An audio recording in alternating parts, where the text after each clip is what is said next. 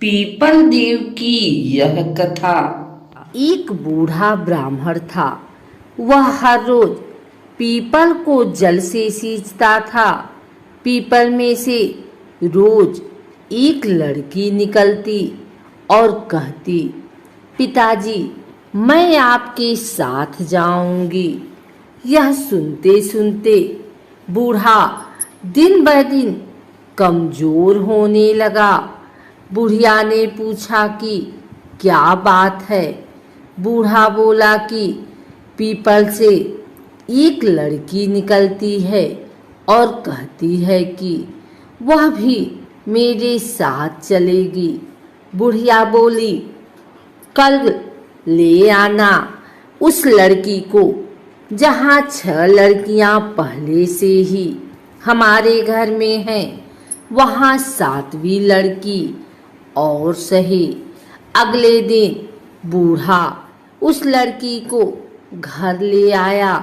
घर लाने के बाद बूढ़ा आटा मांगने गया तो उसे पहले दिनों की अपेक्षा आज ज्यादा आटा मिला।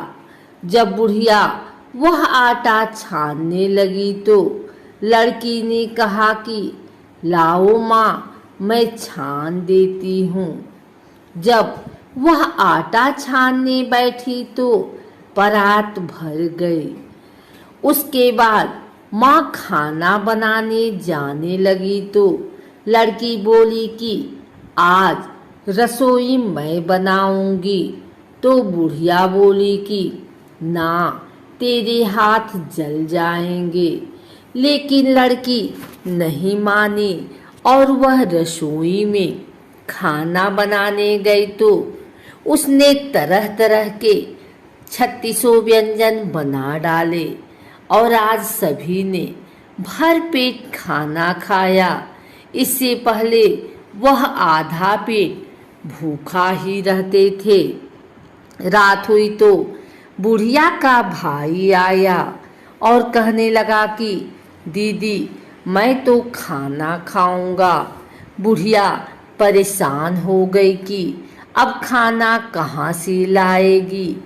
लड़की ने पूछा कि माँ, क्या बात है। उसने कहा कि तेरा मामा आया है और रोटी खाएगा, लेकिन रोटी तो सबने खा ली है। अब उसके लिए कहाँ से लाऊंगी। लड़की बोली कि मैं बना दूंगी और वह रसोई में गई और मामा के लिए 36 व्यंजन बना दिए।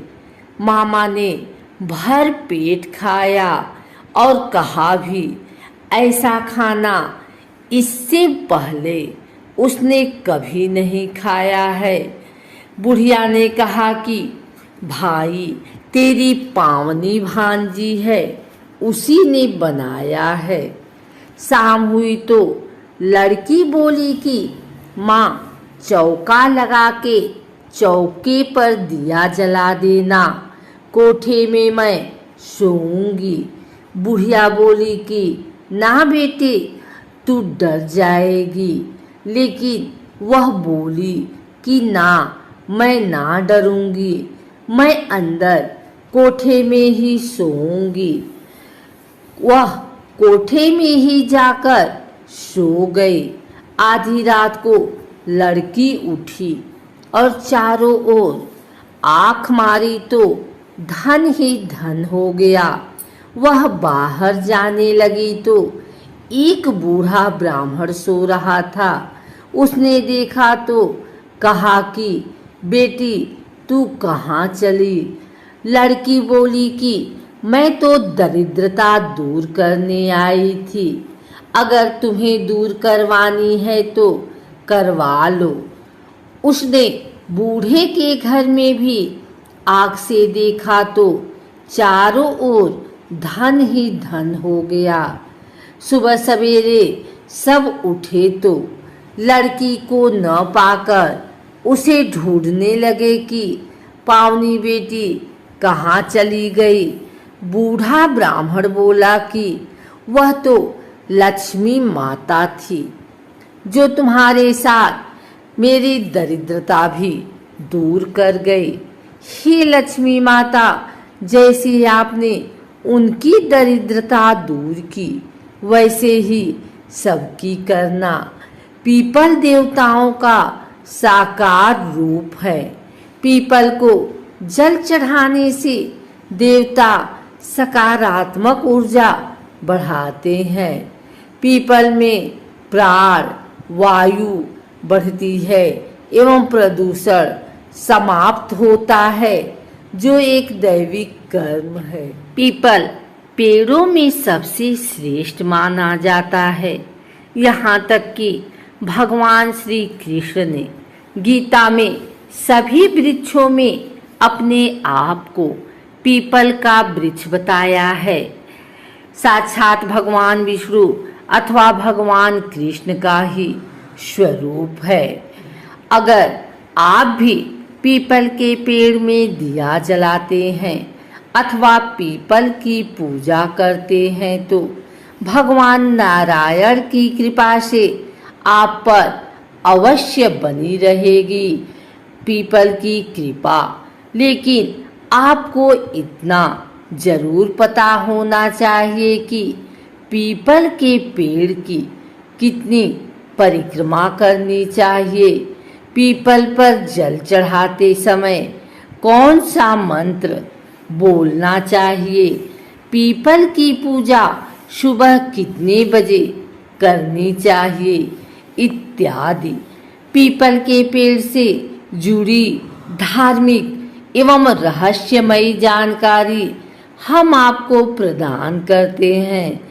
आइए सबसे पहले जानते हैं पीपल की पूजा का महत्व एवं पीपल की पूजा के फायदे।